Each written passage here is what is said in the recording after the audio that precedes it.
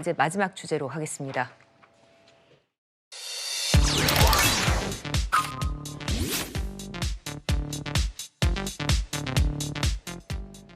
전공의들의 병원 이탈로 인한 의료 공백을 메우기 위해 정부가 간호사 업무 범위를 어제부터 대폭 확대했습니다. 현장에서는 어떤 얘기가 나오는지 영상으로 먼저 보시죠. 원래 하고 있지만 근데 이게 명시화되거나 법의 보호를 받지 못했어요. 좀 정리가 될 수 있겠다? 회사 이름으로 대신 일을 하는 경향이어가지고 간호사도 이제 간호사 이름으로 그 업무를 할 거고 그럴 것 같아요. 병원장이 어느 정도까지 책임질 것인지 환자가 만약에 잘못됐다고 했을 때 책임 소재가 될지 모르니까 그게 조금 어렵지 않을까요? 불안하기는 불안하지만 좀 오실 때까지 어떻게 간호사들이라도 좀 해줬으면. 간호사가 충분히 할 수 있는 거는 충분하게 간호사가 할 수 있도록 위임을 해주는 게 필요하다고 봅니다. 정부는 보완 지침을 통해서 간호사의 숙련도와 자격에 따라 간호사의 업무 범위를 구체적으로 명시했습니다. 자, 이현정 의원님, 네. 현장에서는 기대와 우려가 좀 이렇게 교차하는 것 같네요. 그렇죠. 당장 예를 들어서 환자 입장에 생각을 해보면 예. 어떠한 의료라도 지금 받아야 되는데 일단 의사들이 없지 않습니까? 네. 그러니까 그럴 경우는 지금 PA 간호사라든지 이런 경험 있는 간호사들이 일단 투입이 돼서 당장 지금 환자를 살릴 필요가 있지 않습니까? 네. 그래서 정부에서도 이런 부분 때문에 지금 간호사들 중에서 관련된 어떤 이 경험이 있거나 또 이수를 했건 이런 자격증이 있는 이런 의사 간호사를 동원해서 일단 지금 응급하게 하는 것이죠. 근데 이제 이거를 하는 간호사들 입장에서 보면 아직까지 법적인 보호 장치가 이제 완벽하지 않다 보니까 나중에 어떤 문제가 될 수 있는 가능성이 이제 크기 때문에 이런 부분에 대한 우려가 있는 것 같습니다.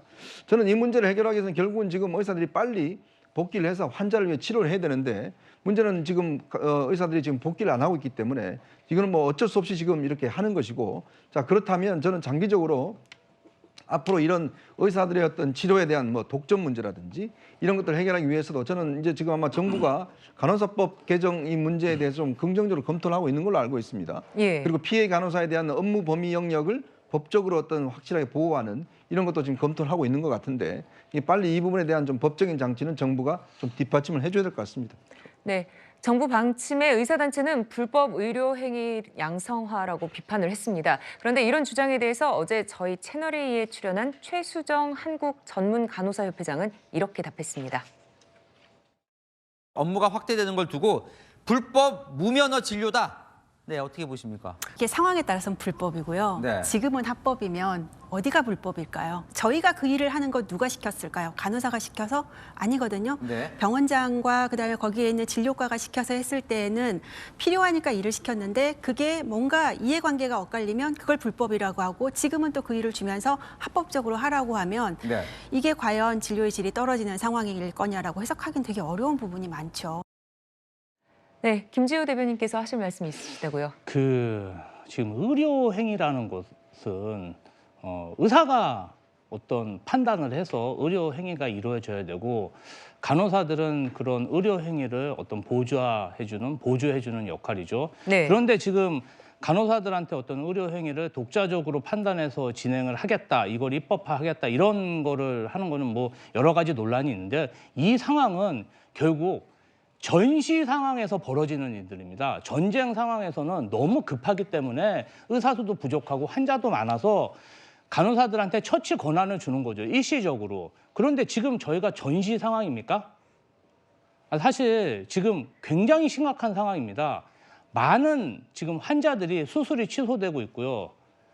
네. 예, 그리고 뭐 병원은 적자고 의료 산업 자체가 지금 붕괴 위험인데 이것이 마치 지지율을 상승하는 어떤 재료처럼 정권이 판단하고 세게 밀어붙이는데 이제 좀 의사들과 협의할 때가 된 것 같습니다.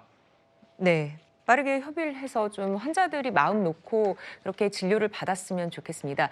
자, 간호계는 제도화 방안으로 간호법 제정을 요구하고 있습니다. 간호법은 지난해 5월 윤석열 대통령의 거부권 행사로 폐기가 됐었는데요. 당시의 대통령의 발언 보시죠. 간호 법안은 이와 같은 유관 직역 간의 과도한 갈등을 불러일으키고 있습니다. 또 간호 업무의 탈의료기관화는 국민들의 건강에 대한 불안감을 초래하고 있습니다. 직역 간 충분한 협의와 국회의 충분한 수기 과정에서 해소되지 못한 점이 많이 아쉽습니다. 오늘 간호협회에서 새로운 간호법을 추진하겠다고 밝혔습니다. 정부는 국민 보건 체계를 강화시키는 의료개혁에 간호사분들의 의견을 경청하고 반영할 것입니다. 네, 김수민 평론가님 보면은 그 간호법이 다시 되살아날 수도 있다 이런 가능성이 보이지 않습니까? 네, 근데 지난번에 논의했던 간호사법하고 좀 달리 봐야 될 것 같아요. 왜냐하면 예. 지난번 간호사법도 사실 의료법상으로 그 간호사가 의사, 한의사, 치과의사의 그 지도하에서 진료 보조를 한다라고 하는 그 연장선상에 있었거든요. 결국 논의에서는. 그리고 간호사법에는 또 당시에 또 하나의 논란이었던 게 간호사들의 구체적인 처우 개선 이런 것들이 또 들어가 있지는 않았습니다. 그렇다면 그때 당시에 간호법 저는 사실은 이해가 안 갔던 것이 찬반 양쪽이 좀 이해가 안 갔어요. 간호사법으로 별로 달라지는 게 없는 것 같아서. 근데 그게 아니라 이제 전반적으로 좀 변화가 있는 그런 좀 새로운 간호사법이어야 더 이제 논의에 필요성이라든지 명분, 가치가 더 있지 않을까 그렇게 보여지고 현재 네. 논의되고 있는 PA 간호사 부분이라든지 이런 것들을 당연히 다 포괄을 해야 되겠습니다. 다만 한 가지 또 유념을 해야 될 것은 저는 이제 PA 간호사의 어떤 영역 확대라든지 이런 부분이 현실적으로 가능하다면 충분히 해볼 수 있다라고 생각을 하는데요. 다만 정부에서도 현재 의대 정원 확대와 심지어 교수 국립 의대 교수 확대까지 추진을 하고 있고 그렇게 되면 현재 전공의들에게 과도하게 의존하고 있는 이 병원 체계가 좀 더 바뀌게 되고 또 다른 의사 인력들이 들어오게 되거든요. 그렇다면 PA 간호사의 필요성이 또 낮아질 수도 있습니다. 이런 부분까지도 좀 같이 좀 감안을 해서 설계를 해야 되지 않을까 이렇게 좀 첨언을 드립니다. 네, 의료 공백과 정부 대책 상황까지 얘기 나눠봤습니다.